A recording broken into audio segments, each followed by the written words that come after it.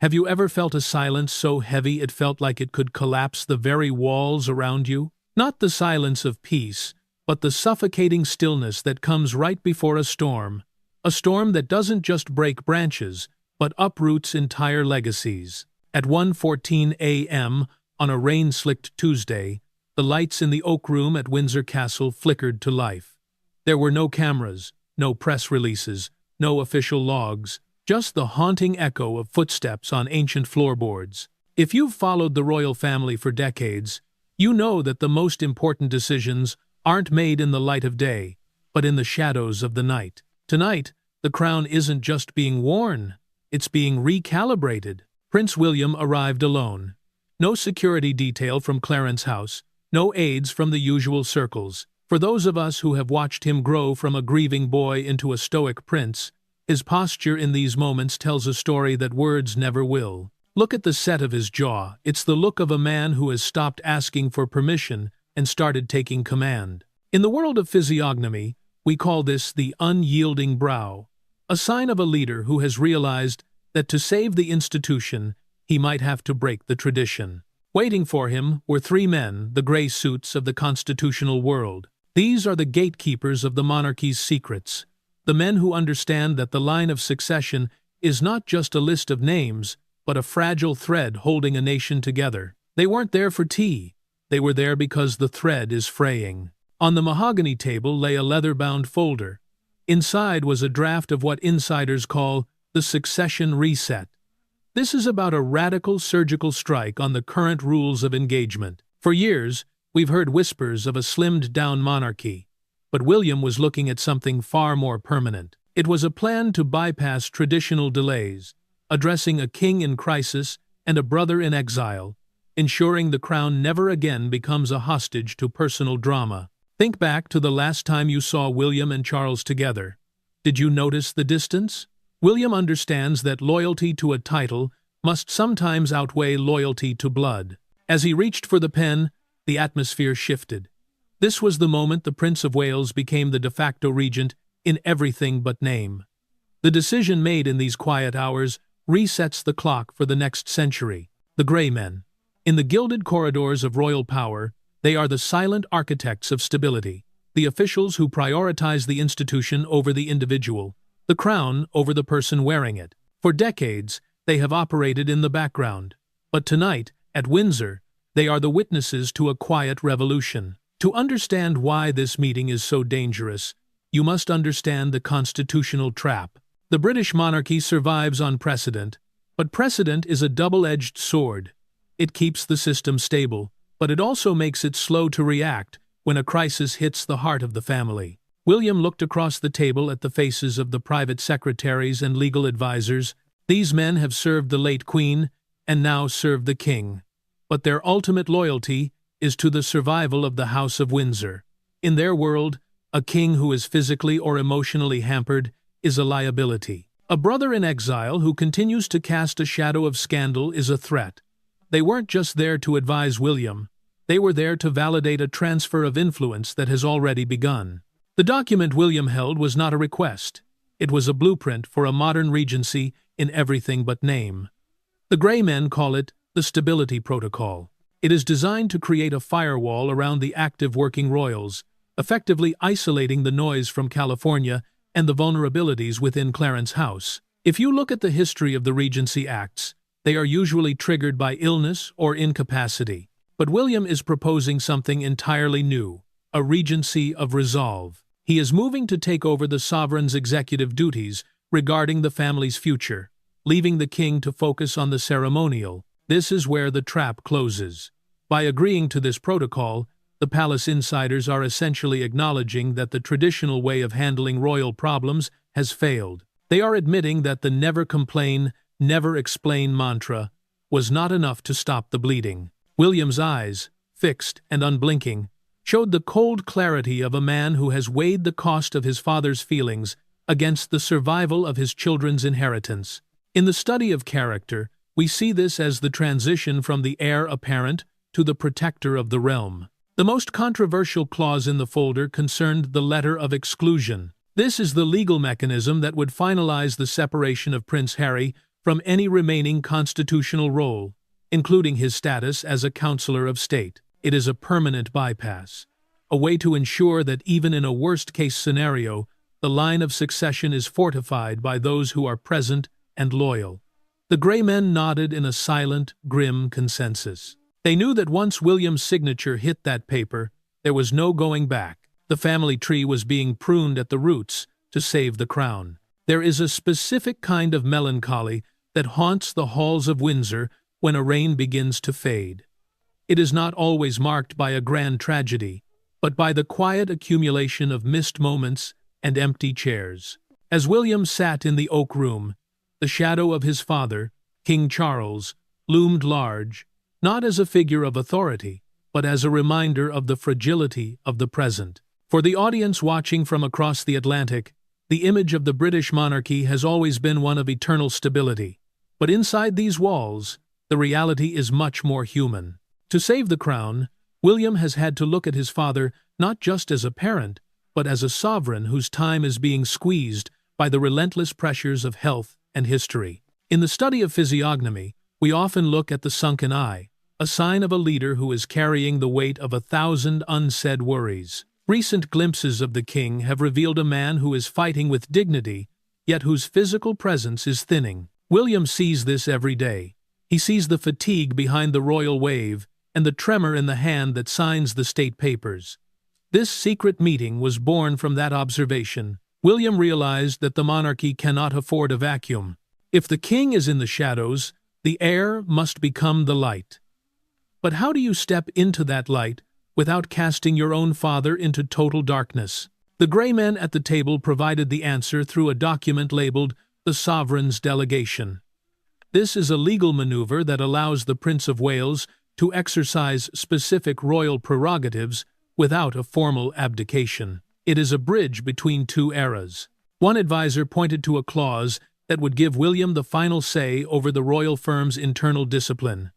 This was the moment the room went cold. This clause effectively strips the king of his ability to protect his youngest son, Heir.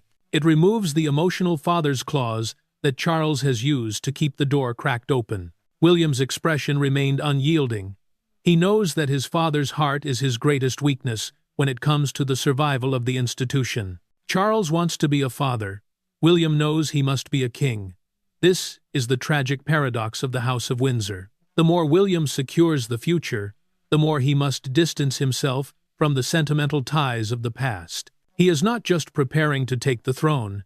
He is already sitting on it in spirit, making the hard calls that his father simply cannot make. As the clocks in the castle chimed 2 a.m., the weight of the betrayal felt physical. By signing these protocols, William is essentially stating that the era of Charles III is transitioning into a cooperative regency. He is protecting the king from the burdens of his office, but in doing so, he is also taking the keys to the kingdom. The shadow of the king is growing longer, and as it does, the silhouette of William V is beginning to define the horizon. The transition is no longer a future event. It is happening now, in the dark, signed in ink, and sealed with the cold resolve of a son who has chosen the crown over the bloodline. There is a specific kind of melancholy that haunts the halls of Windsor when a reign begins to fade. It is not always marked by a grand tragedy, but by the quiet accumulation of missed moments and empty chairs. As William sat in the oak room, the shadow of his father, King Charles, loomed large not as a figure of authority, but as a reminder of the fragility of the present. For the audience watching from across the Atlantic, the image of the British monarchy has always been one of eternal stability. But inside these walls, the reality is much more human. To save the crown, William has had to look at his father not just as a parent, but as a sovereign whose time is being squeezed by the relentless pressures of health and history. In the study of physiognomy, we often look at the sunken eye, a sign of a leader who is carrying the weight of 1,000 unsaid worries. Recent glimpses of the king have revealed a man who is fighting with dignity, yet whose physical presence is thinning. William sees this every day. He sees the fatigue behind the royal wave and the tremor in the hand that signs the state papers. This secret meeting was born from that observation. William realized that the monarchy cannot afford a vacuum. If the king is in the shadows, the heir must become the light. But how do you step into that light without casting your own father into total darkness? The gray men at the table provided the answer through a document labeled the Sovereign's Delegation. This is a legal maneuver that allows the Prince of Wales to exercise specific royal prerogatives without a formal abdication. It is a bridge between two eras. One advisor pointed to a clause that would give William the final say over the royal firm's internal discipline. This was the moment the room went cold. This clause effectively strips the king of his ability to protect his youngest son, Harry. It removes the emotional father's clause that Charles has used to keep the door cracked open. William's expression remained unyielding. He knows that his father's heart is his greatest weakness when it comes to the survival of the institution. Charles wants to be a father. William knows he must be a king. This is the tragic paradox of the House of Windsor. The more William secures the future, the more he must distance himself from the sentimental ties of the past. He is not just preparing to take the throne, he is already sitting on it in spirit, making the hard calls that his father simply cannot make. As the clocks in the castle chimed 2 a.m., the weight of the betrayal felt physical. By signing these protocols, William is essentially stating that the era of Charles III is transitioning into a cooperative regency. He is protecting the king from the burdens of his office, but in doing so, he is also taking the keys to the kingdom. The shadow of the king is growing longer, and as it does, the silhouette of William V is beginning to define the horizon. The transition is no longer a future event, it is happening now, in the dark, signed in ink and sealed with the cold resolve of a son who has chosen the crown over the bloodline. In the far corner of the oak room, away from the harsh glow of the desk lamp, sat a figure whose presence in this room was as vital as the documents themselves. Princess Anne. To the American audience who has followed the British royals for decades, Anne has always been the gold standard of duty, the hardest-working member of the family who never seeks the spotlight, but always holds the line. In the study of physiognomy, we look at the granite chin, a physical manifestation of a person whose resolve is unbreakable, and whose loyalty is to the institution above all else. Tonight, she was not there as a mere sister or aunt. She was there as the ultimate auditor of William's new world order. William knows that while he has the vision for the future, he needs the institutional memory and the iron will of the Princess Royal to enforce it. The secret meeting revealed a hidden layer of the succession reset, the formalization of Anne's role as the guardian of the regency. While William takes over the executive functions of the sovereign, it is Anne who has been designated to manage the internal security and the moral standard of the family. She is the one who will oversee the slimmed-down household, ensuring that every penny and every person serves the crown with the same clinical efficiency she has practiced for 50 years. The Grey men deferred to her with a respect that bordered on fear. They knew that Anne had already conducted her own silent audit of the situation at Clarence House and the threat from Montecito. Her assessment was cold and final. She was the one who insisted that the letter of exclusion regarding Harry be airtight, leaving no room for legal challenges. In the room, her silence was more powerful than any speech. When she finally spoke, her voice was a reminder of the late Queen's own pragmatic spirit. She told William that to save the monarchy, they must be prepared to be the villains in someone else's story. Think of the emotional weight this carries for a 50 to 80-year-old viewer who values the old ways. Anne represents the bridge back to the era of Elizabeth II, an era of stoicism and silence. By bringing her into the inner sanctum of this secret regency, William is signaling that his reign will not be one of modern celebrity, but of traditional service. Anne is the enforcer. She is the one who will deliver the messages that Charles cannot, and that William should not. As the meeting neared its midpoint, Anne's eyes met William's. It was a silent passing of the torch. She was acknowledging that her brother's era was transitioning and her nephew's era had begun. By signing her name as a witness to these protocols, she was providing the ultimate seal of approval. The crown was being reorganized, and with Princess Anne standing as the sentinel of this new regency, the walls of the palace have never looked more unyielding. The transition is no longer just a plan, It is an armored reality, protected by the most disciplined woman in the history of the modern monarchy. Money is often seen as the lifeblood of any monarchy, but in the darkened rooms of Windsor Castle, it has been transformed into a weapon of absolute discipline. As the clock struck 2:30 a.m., the agenda shifted to an item the Grey men referred to with chilling clinicality: asset consolidation. For our audience, who understands the value of financial independence and the legacy of a lifetime's work, this is where the velvet glove truly comes off. Prince William was not just signing papers, he was initiating a total financial lockdown to insulate the future of the crown from internal sabotage. In the study of character, we look for the thin lips of fiscal discipline, a sign of a leader capable of setting aside personal sentiment to make cold, calculated budgetary strikes. William sat at the mahogany table, reviewing the balance sheets of the Duchy of Cornwall and the allocations of the sovereign grant. He knows that power does not just come from a title, it comes from the hand that holds the purse strings. This secret meeting authorized a new protocol.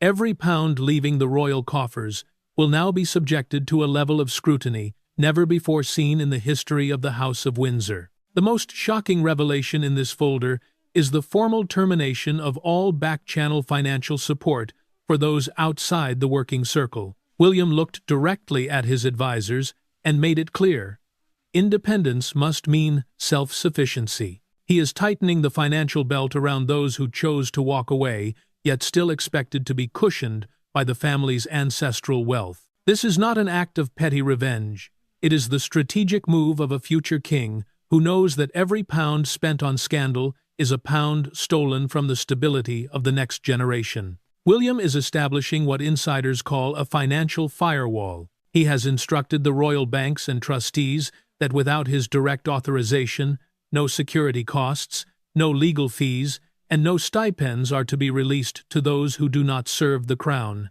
He is not just managing money, he is managing loyalty. A monarchy cannot be blackmailed if it holds the only key to the vault. This shift in financial power is the ultimate proof that William is ready to rule with an iron will, ensuring that the foundations of the House of Windsor will never again be shaken by the extravagance or the betrayal of those who put their own interests above the institution. In the dim, flickering light of Windsor Castle, as the ledgers of finance and the cold instruments of law were finally set aside, another name was spoken with a profound sense of reverence: Catherine. For the audience in America, who has followed her journey from a graceful commoner to the very symbol of royal resilience, Kate Middleton is no longer just a princess. She is the soul of the modern monarchy. In the study of character and human strength, we observe what insiders call the steel behind the smile. This is the physical and spiritual sign of a woman who possesses immense inner power, a person capable of enduring the most brutal media storms and the most frightening health battles without ever surrendering her integrity. Prince William understands a truth that the rest of the world is only beginning to realize. Every hard decision he makes tonight is not just to secure his own throne, but to build an unshakable fortress for the woman he loves. This secret summit has revealed a shocking development. Catherine is no longer merely a support figure. She has been elevated to the role of co-architect for the new era of the House of Windsor. The Grey men presented a revolutionary plan where Catherine will hold genuine power within the highest advisory councils of the Vung Triu, a position of influence that no Princess of Wales has ever held in British history. Why has William granted her such sweeping authority? Because Kate is the only person who truly understands the devastating price of betrayal. After everything she has endured, from the relentless psychological attacks from California to the disturbing leaks regarding her medical privacy in London, William knows that Kate is his ultimate secret weapon. Her rise is the proof that the future of the monarchy will carry her face, a face of absolute loyalty and unyielding strength. He is not just preparing her to be a consort, he is ensuring she is a sovereign partner in every sense of the word. Think about the emotional impact of this move for a viewer who values family and the sanctity of marriage. When you see William standing firm, you aren't just seeing a future king. You are seeing a husband who is correcting the historical mistakes of the generations before him. Kate is the reason William's hand does not shake when he signs the documents that strip rights away from Harry or Camilla. He is doing it for her, for their children, and for the very survival of their shared empire. As the meeting moved into its final hours, a new portrait of Catherine was defined. She is no longer just the elegant Kate of the past. She is the queen in waiting, a leader who now holds a de facto veto over the family's most critical matters. Her invisible presence in the Oak Room tonight was so powerful that every advisor understood one thing. To have the support of William, they must first earn the absolute trust of Catherine. The fortress of Windsor tonight is not just protecting a bloodline, it is protecting the belief that integrity and loyalty will always prevail over chaos. As the clock on the Windsor Castle tower struck 3 a.m., the air in the Oak Room seemed to thicken with the weight of decisions that would change the course of history forever. Prince William stood up, the sound of his heavy oak chair screeching against the ancient floorboards, acting as a sharp declaration of intent. For our audience in America, who has witnessed the long, complex saga of the House of Windsor, this is not just a political moment. It is the absolute point of no return in the relationship between a father and a son, between a reigning king and an heir who has seized the reality of power. In the study of physiognomy, we focus on the unyielding jawline. When a man clenches his teeth so tightly that his face becomes a mask of stone, it is a sign of a resolve that has been forged in deep, private pain. William picked up the leather-bound folder, the document that now contained the signatures capable of stripping Camilla of her influence and isolating Harry permanently. He was no longer the son waiting for his father's guidance. He was the shadow regent, prepared to enter the king's private quarters to deliver a wordless transfer of authority. This confrontation was never meant to be one of shouting or anger, but one of raw, undeniable truths placed on a table. William understands that King Charles, possessing the heart of a father, has always looked for the path of reconciliation and mercy. But William, with the cold eye of a protector, knows that such mercy is a fatal vulnerability in a modern age. He is walking the same lonely path his ancestors walked for 1,000 years, the path where personal affection must be sacrificed on the altar of the crown's survival. Think about the emotional weight of this scene for a viewer between the ages of 50 and 80. You understand this better than anyone. You have lived through the moments where you had to make the hardest choices to protect your family's future and legacy.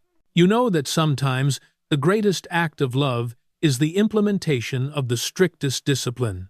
William did not flinch. His eyes were as cold as the English winter, reflecting the reality that from this moment forward, the monarchy would no longer be guided by Charles's sentiment, but by William's strategy. As William stepped out of the Oak Room and moved toward the king's wing of the castle, the Grey Men bowed their heads in a silent, grim respect. They knew they had just witnessed the conclusion of one era and the birth of a new reign, even if the formal crown had not yet changed hands. This was the inevitable confrontation, because a kingdom cannot have two masters at the wheel during a storm, and tonight, William proved he was the only one with the courage to steer. The betrayal of the father-son bond was the final, agonizing price he was willing to pay to save the House of Windsor from a collapse from within. Have you ever watched a house of cards collapse? It doesn't happen with a roar. It happens with a series of soft, inevitable clicks as each card gives way to the next. While the rain continued to wash over the gray stones of Windsor, 6,000 miles away, in the manicured silence of Montecito, the first domino fell. The news of William's secret meeting didn't arrive through a warm family phone call or a private letter of reconciliation. It arrived with the cold, clinical arrival of a legal courier. For our audience who has followed this family through generations, you understand that this is the ultimate tragedy, when the language of love is replaced entirely by the language of litigation.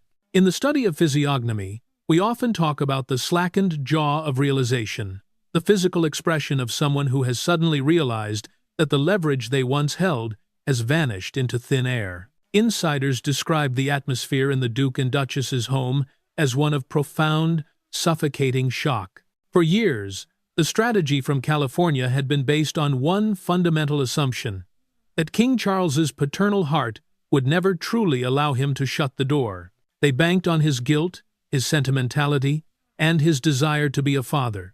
But tonight, they realized that William has effectively removed the father from the equation. The father's clause is gone, replaced by the protector's decree. The falling dominoes began with the formal notification of the Letter of Exclusion. This wasn't just another royal snub, it was a structural amputation. One by one, the remaining links to the institution began to dissolve. The removal from the Councillor of State list was the first.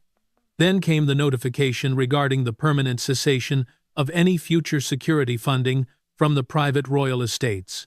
But perhaps the most devastating blow was the realization that the succession reset had been witnessed and validated by Princess Anne. In the eyes of the Sussexes, Charles was a negotiator, but William and Anne are the executioners of the status quo. For the American viewer who values the sanctity of the family bond, this is a moment of deep moral reckoning. You see a brother who has been purged, not out of spite, but out of a cold institutional necessity. William is no longer reacting to Harry's interviews or Meghan's podcasts. He is simply erasing the possibility of their interference. As the realization set in across the Atlantic, the silence in Montecito became a mirror of the silence in Windsor. The game of will they or won't they is over. The dominoes have fallen, and the House of Windsor has been rearranged into a fortress that no longer has a room for the spare. The separation is no longer a choice. It is a permanent, legal, and financial reality. As the first gray streaks of dawn began to touch the ancient towers of Windsor Castle, the long night of shadows finally came to an end.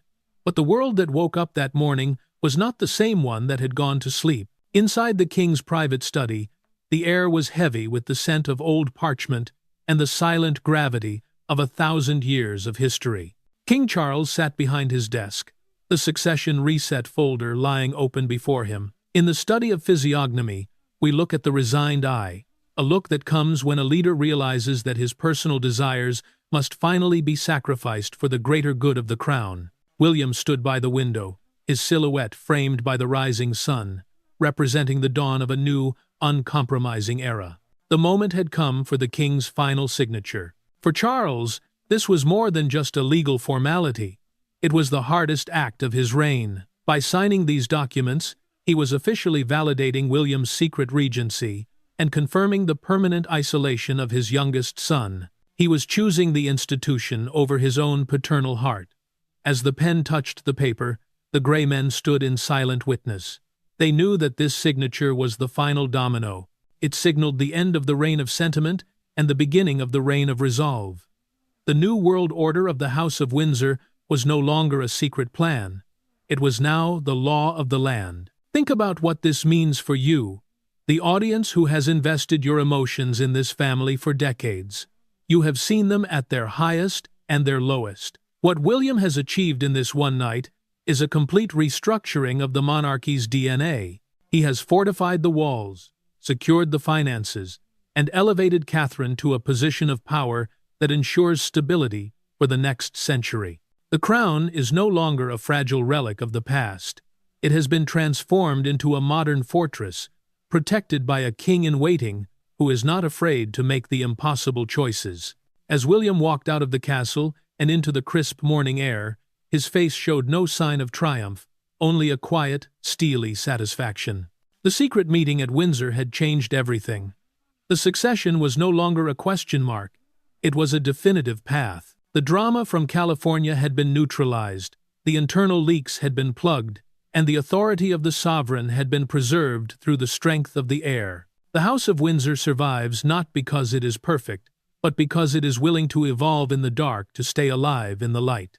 The story of the crown is once again a story of duty, and as the morning bells began to ring, the message was clear. A new era has begun, and the Prince of Wales is already leading the way.